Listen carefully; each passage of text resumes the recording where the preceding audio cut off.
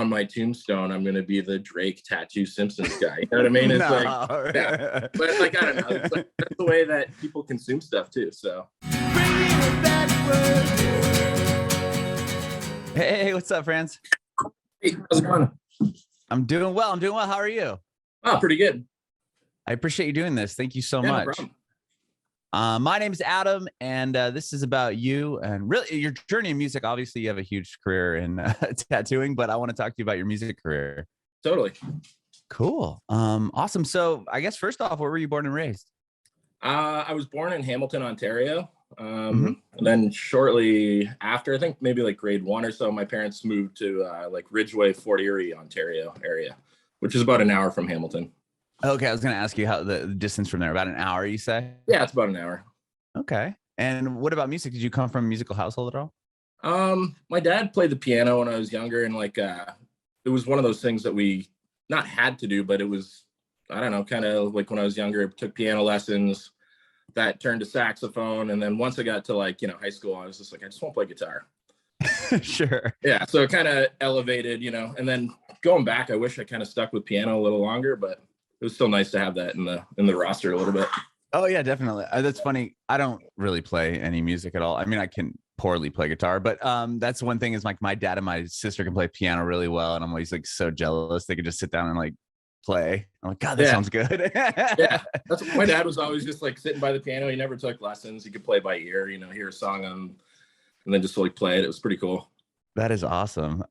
So cool. What about like you said saxophone was something you did? Was that like in the school band or just in what drew you? Yeah, like when I was in public school, it was like a program that offered, and we were allowed to leave class. So I was just like, all right, I'll do that. And then I ended up picking it up pretty well, and then kind of played in more of like an orchestra band through that. And then we played a couple like, they do like the concert recitals and stuff. And then I played in like a punk ska band when I was really young. Really? Yeah. And you played sax? I played sax in it. And then that's cool.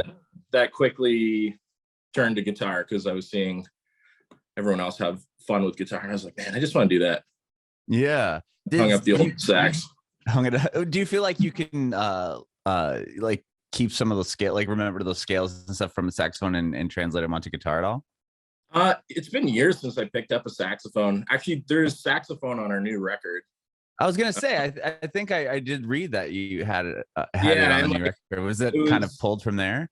It was humming and hawing about like if I were to go purchase a saxophone and play it, or like we just got a friend who already had a saxophone and like he ended up doing it. And it was nice to have him involved with it anyways. But yeah, I don't know. I don't know how quick it would come because I did play for a bunch of years. I can read music through piano and saxophone, and guitar was the one that actually did everything by ear, and I didn't take any lessons or anything like that. Oh, amazing. I'm actually curious to hear how the saxophone fits onto the new record. It's not on any of the songs that you've put out so far, has it? No, it's on the title track. So Satan Will Follow You Home. It's loud and chaotic and nails on a chalkboard kind of saxophone. Okay, it's not just like it's not I'm trying pretty. to figure out how it fits in there because it's your music obviously so heavy. So I'm like, yeah, it's definitely not a pretty sounding saxophone, but it sounds chaotic and like tortured animals or screaming. It's gnarly. That's rad. So when you play or when you started guitar, you said that was you were already in the ska band playing saxophone first, and then you started guitar. Is that what you said? Okay. Yeah, and then I was just like, I don't know, I just want to play guitar. And then I got a guitar and then quickly joined a band. Okay. What was that band? Like, tell me about that band. Or is it just friends from high school? Yeah, it was just like a high school band, like, like get together, jam, play like the high school talent show and kind of stuff like that. Okay. Did you guys do originals? We tried. Okay. Like the talent show, for example, like what'd you play? Do you remember? We got maybe 30 or 40 seconds into it. We got unplugged. Oh, really? Oh yeah. Yeah. Was it just too heavy or was? Yeah, it was like we had a friend from another school who like screamed in like the first like note that came out of his mouth. Like first note we did, we tried to break everything like chaotically because like it was like monkey see, monkey do. We're like, oh well, all bands go crazy. You see bands like Dillinger Escape Plan and like everyone goes nuts. So it's like, let's do that. And yeah, it was just immediate power off, and yeah, maybe got 30 or 40 seconds into it, and then that was the end of that band. Were you? And this was like in front of the whole school? Yeah. That's so awesome, though. Yeah. I'm sure that must have been spoke about quite, I think we for all years had to come. we all had like pink dress shirts with black ties or something. You know what I mean? Like combed our hair nice in front of our eyes. Sure. Yeah, Oh, totally. man, that's amazing. Did you start another band after that one?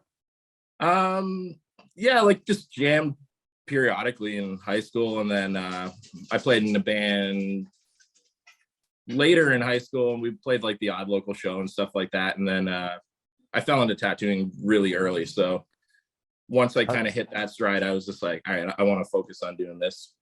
Sure. I was going to ask you about that. So you've always, I'm sure, been really good at drawing in some capacity. And yeah, I was always like, the kid in high school was drawing on stuff, and like people wanted like an album art on a hat. It's like I could just draw it with a Sharpie on it, you know what I mean? And then yeah, I got into tattooing really, really young. So I think I just kind of put all my eggs in one basket at that point. Yeah, with tattooing, I interviewed Kat Von D, and she has an album out. So we talked about a lot about that. But I was curious, like how she kind of cut into it was just like apprenticeships and tattooing at an early age, like probably, I mean, illegally at some capacity. Was that similar story for you? Like getting in, like how did you get into it? I started hanging out at the tattoo shop when I was really young, and then that kind of migrated into an apprenticeship. And like I'm only 34, and I've been tattooing like 14 years full time. Oh wow. So yeah, I don't know, it was just one of those things that came naturally. And like it wasn't until a handful of years ago I started dipping back into playing music again, because that was also something that was important too. So sure. With I'm just curious on the tattoo thing, because it's so fascinating to me. With like, what was were you like, how did you like, was the first one you did on somebody, or did you practice? First one I did was on myself. Oh, okay. I've heard this before. People doing this before. Like, so I was in a room and set up a machine, and like 6 hours later had something sort of a tattoo on my leg. Okay, you did it on your leg. Yeah. And then the next one I was on like a close friend, and then it kind of like you kind of build it up from there. Okay, that's so cool. And then what made you go back to music? Just I think love for it.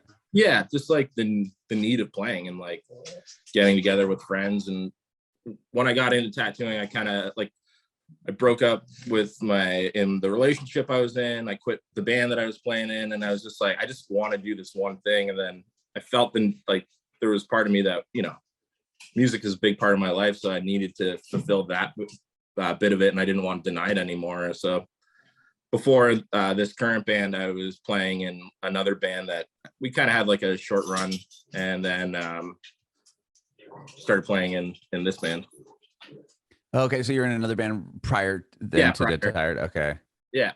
And you said you had a short run. Was that something that you were doing, like touring and everything else? We did a handful of shows there was like I think it was the Chariot, Cancer Bats, and like this Vicious Cycle from wow, Ontario. And then I don't know, we got to play a bunch of shows with like Living with Lions. And then we recorded some music, but never really fully put it out. Oh, is that right? Okay. Yeah. So I have them somewhere on an iPod. Like, oh, that's awesome. Maybe one day they'll see the light of day, or maybe they won't. I don't know. Yeah, sure. And between the bands, or even prior to that band that you were just discussing, were you still going home and playing guitar at all? Yeah, I was playing guitar, but not like actively as much as I do now. I'd go like the early days of tattooing, it was a lot of drawing, and it was just a lot of like, I got to figure this thing out. And I'd still always picked up my guitar, but like I sold most of my stuff. I was broke. Like apprenticing isn't a very like lavish lifestyle. It's like right. You're not getting paid. You got to kind of just got rid of everything so I could just do the tattooing thing. And then I kept one guitar. I wish I didn't sell a bunch of stuff, but yeah, you got to do what you got to do. I mean, it sounds similar. My saxophone. Oh my God. Yeah. I mean, it Yeah. sounds similar to like, even if you were in a band starting off, like, okay, we're just going to sell everything. We're going to try to do this. It's, I mean, Yeah. a lot of creative, like career paths or endeavors like that. You have to just, Yeah. you're not going to be making anything and just hope that Totally. You gotta it like lands. you gotta believe in whatever you're doing that eventually it'll pay off. Either Yeah. financially or just like emotionally, like, it's worth it. Sure, sure. So did you like, was there a moment that you realized like, oh, I'm like, like really, really obviously great at this tattoo thing? Like you I knew you mean, could draw, you knew you could do it, but like, was there like at one point are there more and more people coming in being like, oh, I want Franz to do blah, blah, blah. yeah, over the years, you definitely saw the progression of like, from doing one thing that you're into a month to like once a week to like 2 times a week. And then all of a sudden now you're like booked up with things that you enjoy doing every day. But like, I'm my own worst critic. So it's like, I'm still never satisfied. Like I don't know, just, I'm proud of what I do, but I'm always searching for trying to do something more. Yeah. And did you, I have a tattoo or a sleeve, and the guy that did my arm was telling me that he would tour around quite a bit. Even like he would go to different conventions or like, Oh yeah. you meet people in different cities and then it's like, oh, they want to finish the leg piece. And then you got to like fly to Boston or like, were you having to do that even as a tattoo artist? Yeah, I did the convention circuit and I did guest spots. I was over and like went to the UK and throughout the States and even some parts of Canada, like mostly like Montreal and area. And you did the rounds and like playing music, it's exhausting. Like, Right. you're sleeping in the same couple of hotels. All of the cities look the same because if you're working a convention, you're just in like a hotel conference center. So it's same within a band, like, you're playing either these venues that you've played before. You maybe have a couple hours to go grab something. Usually whatever is quick is probably like some shitty chain, you know what I mean? So it's Yeah. like Yeah. Exactly. the two lifestyles are like very, very similar. And it is a grind. Like even early into tattooing, you'll fly to go do this convention and you're sitting twiddling your thumbs, hoping someone will get Come up. tattooed. Yeah. So it's like, same in a band, you travel all this way, you pay the money in gas, and you're playing to the sound guy in the other band.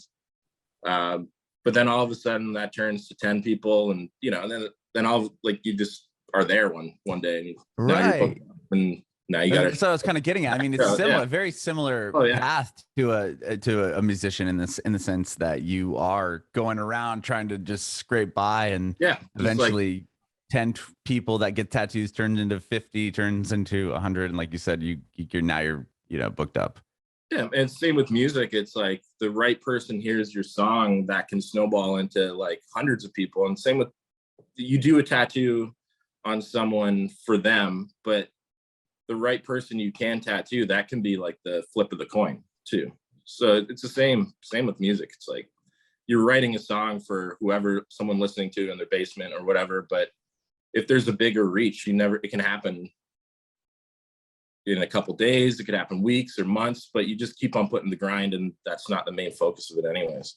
Right. Totally. Totally. Yeah. So no, I think that's so fascinating, and it's such a cool thing. I mean, tattooing I think is so rad, and just the fact that you can do it. My wife's really good friend, I guess they're not married, but essentially they're married. He's the tattoo artist, and just like I'm just like jealous of what he can do, and like the fact that you can just sit down and sketch something out that looks so beautiful and amazing. I'm like, oh man, I wish I could do that. You kind of forget about it sometimes, like when you're used to doing it every day. It's like you kind of forget that you kind of have this thing at your disposal. Right. I know, it's so cool. And I saw something just when I was researching you, and I'm sure you've talked about it a million times, but like where you have that cool idea where you do little sketches and you put them in like the machine that you turn, and whatever Oh you yeah. get out, you get. Yeah, we did that a handful of years ago at the previous shop that I used to work at, and it was just kind of like a fun thing to do for regular clients. People pay good money and getting tattoos, and it's nice that they can get something fun for like, a fraction of the cost. And it's just like a thoughtless but cool thing. And the stuff that was in there was like, there's lots of funny stuff and a lot of pop culture-y things like, Count Chocula and Stay Puft Marshmallow Man. Like, I don't know, stuff that me, when I was a kid, I'd be like, man, I would get that tattooed. And I still get tattooed. The one I think I saw was like on a BuzzFeed article, like you did like Drake Oh and yeah, bar yeah, that one Bard really mashup. that one really blew up. It's like the kind of kicker with all those things is like I put so much time and work into doing these big, elaborate, thoughtful tattoos, and like on my tombstone, I'm gonna be the Drake tattoo Simpsons guy. You know what I mean? It's like, No. yeah, but like I don't know, it's like, that's the way that people consume stuff too. So Sure. And in a similar way to music, did you have to move out of where you were living to pursue tattooing? Or was um, there a pretty big scene, or was there a shop that you could work at well, around your hometown? I was like I started out in Welland, Ontario, which is small town, but like the Niagara music scene was great. And I was very fortunate enough to link up with lots of touring bands. Every time they came through the area, I tattoo them. They'd Oh, rep okay. me at the show. They put me in their MySpace top 10, like, you know what I mean? Like stuff like that, where Yeah. it was really supportive. And like my parents let me live at home for free, which is like, they didn't have to do that. So Sure. I was able to kind of hold the ground, and like I did the baby steps of like work out small town. Then I kind of came back to my Hamilton roots, and then I went and worked in Toronto for 7 years. And then, now I have my own shop back here in Hamilton, and it's kind of nice just to come and go as I please, at the shop. Yeah, definitely. And so tell me about starting Dead Tired, because you guys formed what, 2015? Is that what I saw? Yeah. I mean, we Or were you put at a record out around then? yeah. So it was probably shortly before. We were at a friend's birthday, and there was a bunch of people, all of us standing around like the original Dead Tired lineup, because it's changed many times as the band's kind of progressed. And everyone was like, "Oh, you play drums, you play guitar, oh, you sing. Like, why don't let's just start a fun band?" And the first Dead Tired record was just a group of us getting together, and like we ding that out within the month or something. Like, it was just like fun jamming, like kind of. Then we went through some member changes and started being like, well, maybe we should treat this not as like just a bunch of guys getting together and putting out a record. And we started to put more thought into stuff. And then, yeah, me and George are like the only original two out of like the idea of Dead Tired. Oh, really? And were Yeah. you writing music before you guys got together? I mean, it sounds like you were there like, oh yeah, you play drums or whatever, but like, did you have like guitar riffs or No, bits like of we just kind of, songs or? we did everything on the fly for that. Oh, First, wow. first record, it was like, we're jamming at like a small room in like a cooking warehouse where they sold like kitchen supply stuff. And, we get together a couple times a week, and like someone would have a idea. And by the end of the practice, we'd have a song, and then we set up time to record it, even without like, we probably should have been a little bit more practiced going into recording. But that's the vibe we were going for on the first one, Yeah, was like you say it's cool, like kind of a a grit to messy, it. yeah, Yeah. messy 80s kind of hardcore record, like Hmm.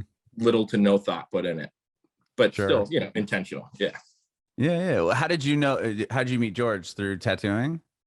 Um, I met, like, I knew some of the other dudes in Alexis prior to really meeting George. Okay. But George, he was always here in Hamilton, and like my feet have been firmly placed in Hamilton for a while. So he was always DJing at different bars, and like, we'd go hang out, and like I knew him through mutual friends, and we'd kind of have casual hangouts and stuff like that. And then yeah, once we started like doing this, it was nice to kind of blossomed even more of like a closer friendship. Hmm. And then so Um, you're just hanging out, and he was like, "Oh yeah, you like you said, let's just kind of jam out something," and then it yeah, became what became Dead Tired. yeah. Well, originally George was gonna sing and play guitar, Oh, interesting. and then I think some of the original lineup dudes, they had one jam before, and then I played guitar because George just wanted to focus on doing one thing. Singing. Yeah, Yeah, yeah. it's hard to Oh, sing him. Yeah, yeah, yeah, totally. And he's so energetic. It's like because even in Alexis, he just sings, yeah. right? I mean, he's He's so he's a good guitar player. He's got some riffs. that's cool. I didn't realize But that. even on our new record, there's a song that we kind of blossomed out of like a George riff. So like for the longest time, the working title was Griff. It was just George riff. So that's a rad yeah, riff. yeah. That's cool. Yeah, I've never met him. I've interviewed Wade of the band, and he's such a cool guy. So I Oh can yeah. only imagine how cool George must be as well. But so with this new record, when do you guys start putting it together? Because if you put the first album out a handful of years ago, I mean, what was going on in between then? Just them, he's got other projects. You were probably focusing on tattooing and maybe opening up your store and or Yeah. shop and everything else. I mean, it was nice because like we put out the first record and then we had a bunch, like we'd still get together and jam every once in a while. And then we put out a series of different 7-inches that turned into like one record. Mm-hmm. And that was on like full volume. So the one that was previous.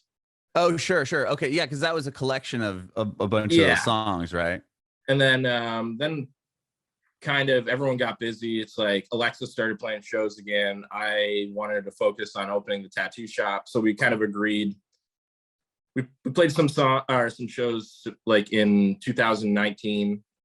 Then the September I opened the shop and I was like, yo guys, I got to do this. And then Christmas hit, which normally for Christmas we always just chill. And then Alexis had some stuff, and then we had a bunch of stuff booked from March onward. Really? And then the pandemic hit. So it really it was like an unintentional hiatus of the band. So we ended up just not doing anything from September 2019 till now. Wow. Unintentionally, because we're like, oh yeah, I'll do the tattoo thing, then Christmas, then Alexis does their thing, and then yeah, March we were doing a run of shows with like Cancer Bats. We had a few other things in the pocket, and like that all got canceled. So it was just one of those things where like, oh well, we haven't done anything in a while. So yeah, was the record already being written, or is that something that picked up during the pandemic? I mean, we would get together and jam, because like even in our jam space, it's like sometimes we'll set up proper jam nights and it just turns into hanging out. Like, so we try and do that at least once a week, whether it's playing music or just getting together. And through that, there was song ideas that kind of blossomed. And when the pandemic hit, like I was off work and I was just like, well, I'm just going to go to our studio every day and play guitar. And then we had a handful of stuff ready to go. So that's when we kind of decided maybe we'll try and record a record. Okay. And when do you start recording the record? Because I know Alexis recorded a record too. So is that, do you have to juggle with what George is doing on that side too? Yeah. Like we started in March of last year. Okay. And Alexis was recording kind of similar time. But it didn't really matter because like with the unknowns of whatever was happening, it was just like, yeah, limitless time. Yeah. So it's like, it didn't matter like what the progress on their record or ours was. And like our record, we did all ourselves. The other guitar player, Marco, he has a studio we call it like Dead Quarters. And so we recorded it all ourselves. So there was no set timeline. Like we could record once a week or twice a week, but me and Marco were there almost every day because that's all we're like wanting to focus on. Mm-hmm. And it's because you were probably not allowed to tattoo, right? No, I was off. And I mean, even at one point, there's a gray area of like, should we even be hanging out? And me and the other guitar player were just like, well, I don't know.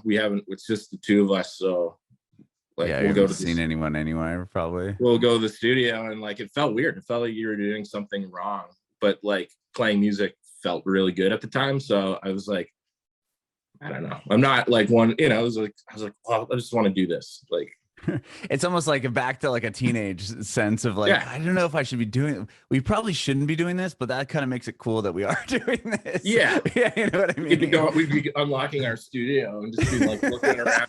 They're like, no one's like watching us, but like I think without doing that, I don't know. It was weird.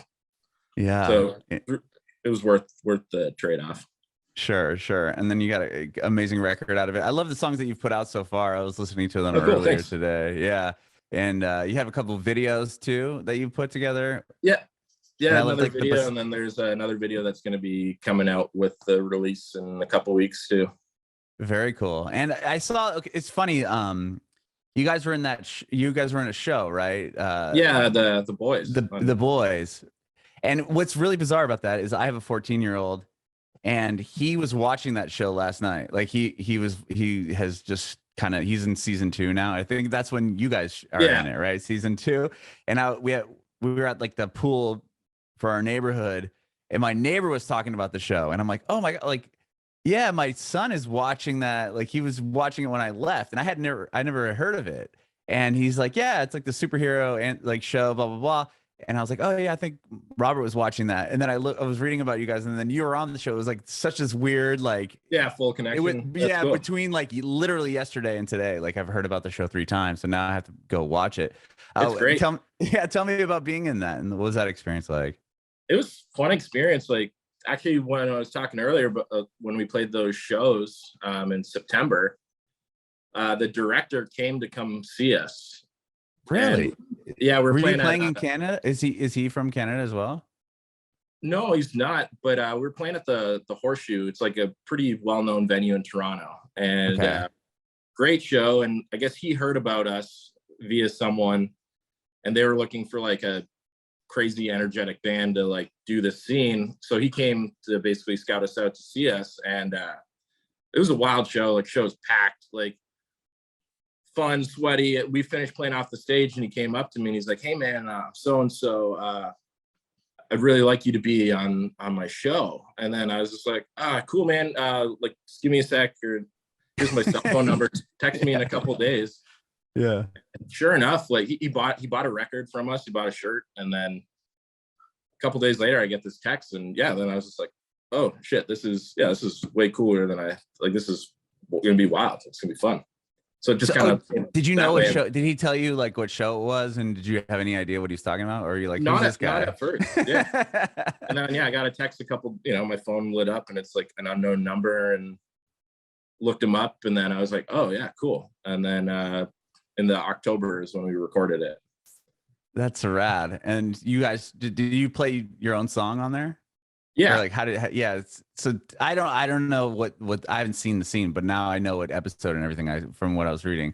So now I have to go back and watch it today with my son if he's that far into season 2 yet. Yeah, that was another thing. It was cool that it's not like they just wanted us to be a band on, a show and like air guitar to stuff. Like they wanted to use our song.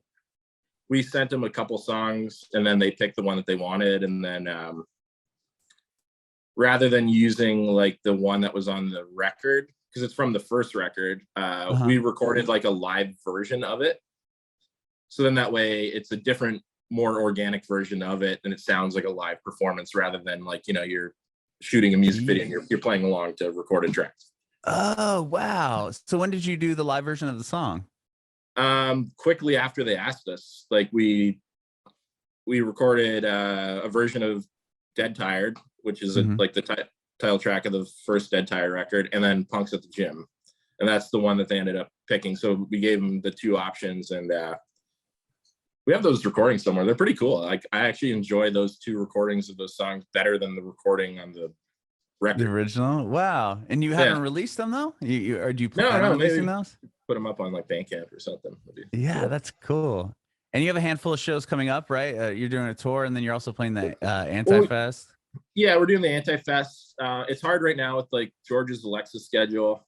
Sure, because they're doing a big tour right now. Yeah. So what I did is I ordered literally a 6-foot long dry erase calendar for our studio, and we've all like blocked off our availability, and we're gonna get together and go in and pick some days to do some fun stuff, both locally and then do some fun, cool things, some small shows, maybe some pop-up shows. And realistically, I'd love to play like some sort of free all ages show. It'd be cool. But yeah, for sure. We'll find the pocket, because everyone's between work and Alexa's tours and life. It's like, it's hard. 5 adults' life to find time. Yeah, but, and 5 working adult. I mean, as far as like what you got going on, what he's got going, there's just a lot of things, a lot of moving pieces probably to put together to carve out some time. Totally. But the Anti-Fest will be a lot of fun. That's coming up. That's one it's nice to have that in the pocket where it's like, okay, this is like something for people to look forward to. It's definitely not going to be the first show back that we're playing. Oh, it's not. Okay, I was going to ask about that too. It's not till December. So. Oh yeah, the tickets go on sale today. I believe a pre-sale today. Yeah. Yeah. So okay. I was getting the dates all confused. I know that. Yeah. Anyway, sorry. So the show is until December. Yeah. Okay. So we're gonna do some. We'll figure out some fun stuff. It's nice. We have the option of like, I don't know. You can just find a venue, pick it, and the week later you can be like, "Hey, we're playing here." It's nice to have that option too, where you don't have to make these big, elaborate plans. Like we can get friends' bands to play. It's usually what I'll usually throw the local hometown shows. Like I put them on, and then I get friends' bands to play, and they're always a great night. It's like playing is always fun, but it's like not the focus of the evening. It's just like hanging with friends. Hanging with your friends. Yeah. Yeah.